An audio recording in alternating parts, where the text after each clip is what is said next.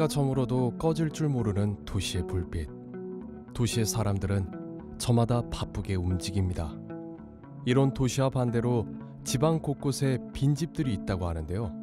그 이야기를 들어보기 위해 충청북도 괴산으로 떠납니다. 빈집의 문제가 심각하다는 괴산에 위치한 괴정마을. 마을에 살고 있는 어르신들을 만나 그 이야기를 들어봤습니다. 나는 84년이 됐다. 태어났으니까. 빈집이 여 근래 와서 많아요. 마을 곳곳에 보이는 굳게 닫혀진 빈집들. 풀이 자라 집안을 볼 수 없는 곳도 있습니다. 아무래도 인구 감소가 되니까 동네도 안 좋을 뿐 아니라 동네 자체가 뭐 빈집이 많음으로 해서 상당히 뭐 우범지대화 될 수도 있고 여러 가지가 안 좋은 편이지. 빈집의 문제는 점점 심각해지고 있었습니다. 그렇다면은 이러한 문제는 왜 생기는 것일까요? 그 지주들하고 협의를 해보니까 그게 쉽질 않아요. 동네로서 빨리 좀 그게 해결이 돼야 동네도 좋겠는데 개발 자체가 쉽질 않기 때문에 현재까지는 방치가 돼 있는 실정입니다. 그 집을 철거하지 못하는 이유가 있을까요? 개인 사유재산이니까 그 행정기관에서도 어떻게 마음대로 하지를 못하더라고요. 축사나 뭐 이 정도 해서 조금 어느 정도 그냥 철거하면 바로 할 수 있는 건데도 손을 못 댄다 그러더라고요. 행정적으로 안 된대. 개인 사유재산이기 때문에. 아니 나쁘지. 그거야. 나쁜 건 뭐 말할 것도 없고 우리 위에도 사람들이 나이 먹은 분들이 몇 있어? 한 10명 정도 되는데 그분들 돌아가시면 뭐 10명은 자손들은 안 들어와. 촌에 안 오니까로 빈집이 생기기 마련이. 먹고 살 길이 없잖아요. 괴산군 빈집 현황 통계 자료에 따르면 실제로 괴정마을이 위치한 연풍면은 11개의 행정구역들 중 2위를 차지할 정도인데요. 점점 빈집의 문제가 심각해지고 있음을 알 수 있습니다. 지방은 점점 소멸되고 시간이 갈수록 빈집들이 늘어나는 악순환이 계속되고 있습니다. 뭐 돌아가신 분들이 이제 다시 들어오시는 분 없고 자꾸 돌아가시는 분들만 자꾸 늘어나니까 빈집은 당연히 생길 수밖에 없어요. 늘어나고. 빈집을 방치하거나 철거하지도 못하는 상황입니다. 현지인들은 뭐 거의 쓰는 게 없어요.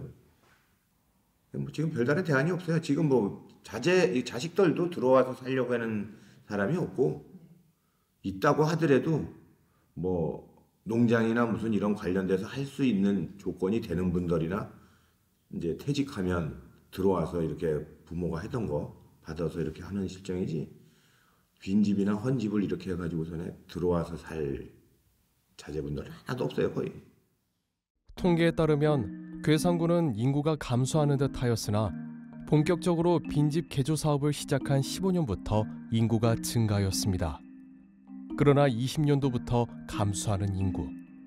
왜 괴산군의 인구는 다시 감소하게 됐을까요? 이런 지방에는 이제 저희가 인구 소멸 지역이라고 얘기하는데 지방에는 청년들이 없어요. 저희는 청년을 어떻게든 끌어모아야 돼요.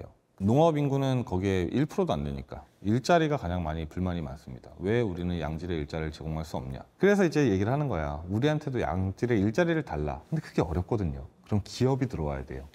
근데 그게 군에서 할 수 있는 게 아니잖아요. 일자리의 문제로 청년의 인구 유입이 쉽지 않은 상황. 또 다른 문제는 없을까요? 빈집 관련돼서 집을 구입할 수 있도록 저희가 기농 창업 및 주택 구입 이런 사업을 하고 있고요. 오신 분들의 집을 수리를 할 수 있게 주택 수리비 지원 사업을 하고 있고요. 그리고 기농 기촌을 하셨을 때 저희가 실패하지 않도록 미리 안정적인 정착을 할 수 있도록 이제 살아보기, 충북에서 살아보기라는 사업을 운영하고 있습니다. 저희 괴산군의 정정괴산군을 강조를 하면서 뭐 빈집 그리고 농지 이런 걸 알아볼 수 있도록 임시적으로 거주할 수 있게 기농인의 집을 운영을 하고 있고요. 오셨을 때 집을 알아보시기가 조금 힘들기 때문에 희망 농지 사업이라는 것을 하고 있는데 요거는 2년에서 최대 3년까지 지낼 수 있는 곳을 2개소 운영을 하고 있습니다.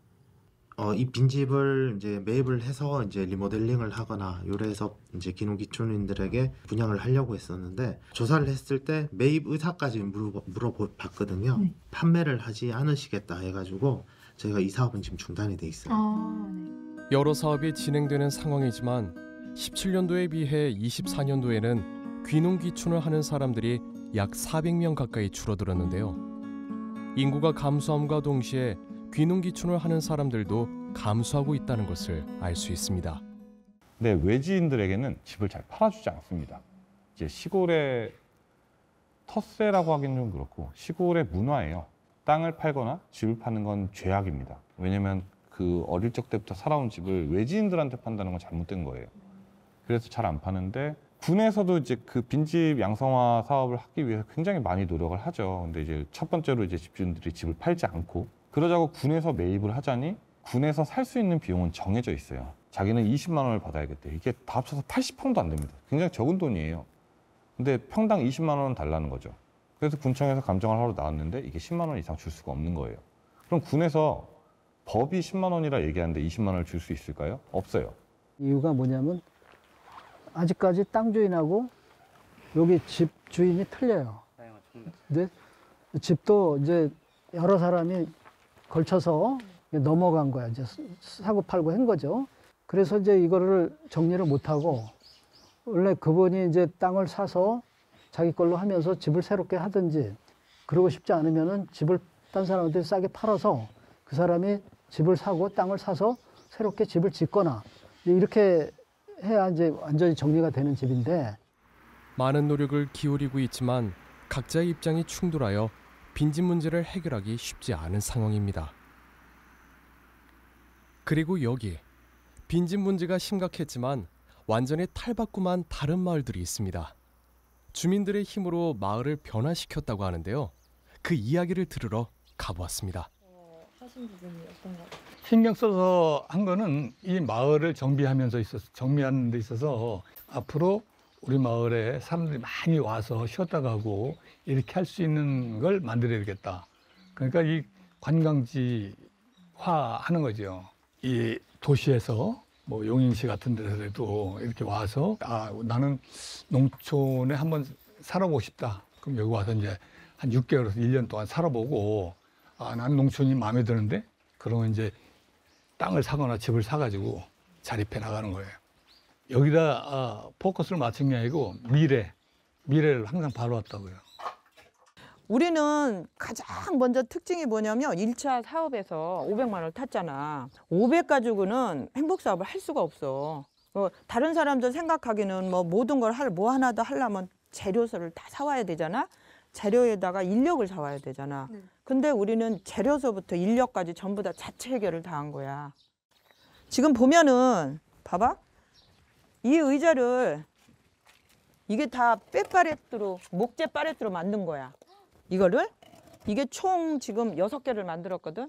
그래서 마을 입구서부터 하나씩 곳곳에 이게 이제 누구나 쉬어갈 수 있는 의자라는 제목으로 해가지고 했는데 이렇게 마을을 정비하고 발전할 수 있었던 비결에는 주민들의 화합과 노력이 있었습니다. 특히 올해 같은 경우 행복 사업을 하면서 그 마을 풀뽑기를 하다 보니까 더 막 일손이 많았지. 그러다 보니까 진짜 힘들게 했는데도 그래도 주민들이 누구 하나 불평하지 않고 진짜 뭐 하자 그러면 같이 합심해서 했기 때문에 행복 사업이 진짜 2차까지 갈 수 있는데 성공하지 않았을까라는 생각이 사실은 들어요. 겉만 달라진 게 중요한 게 아니라 마음도 달라지고 화합하고 서로 돕고 서로 같이 하지 않으면 그 누구도 성공할 수 없습니다. 되게 힘든 길일 거예요. 도움을 받지 못하면 아무것도 못합니다. 근데 이 도움을 받기 위해서는 내가 먼저 도울 줄 아는 마음이 있어야 돼요. 내가 이거를 잘하니 이걸 해야겠다 하면 다 도와줍니다. 농촌의 소멸과 빈집, 우리가 관심을 가진다면 이 문제를 해결하기 위한 열쇠는 어쩌면 가까운 곳에 있을지도 모릅니다.